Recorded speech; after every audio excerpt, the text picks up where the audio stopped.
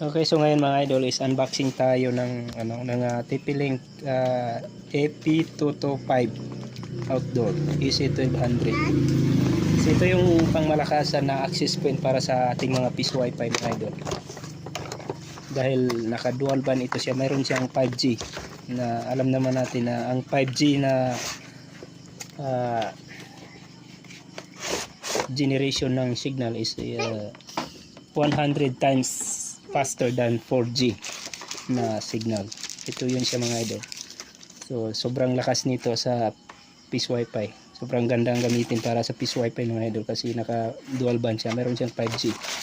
So mayroon na rin siyang kasamang PoE para mapagana siya mga idol. Hindi kagaya sa ibang access point na walang kasamang PoE. So mayroon na rin siyang cable tie. Mayroon na rin siyang AC adapter. Mayroon na rin siyang kasamang antenna para ma-reach niya yung maximum range niya na 300 to 500 meters. Basta open area lang. Walang mga kakahuyan na nakaharang. So, ito yung gagamitin natin para sa piece wifi ni client na nag-order ng piece wifi mga idol. So ito yung kanyang box. So ina-assemble pa natin ngayon.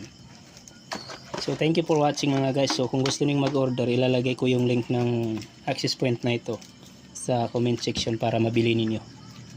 Maraming salamat.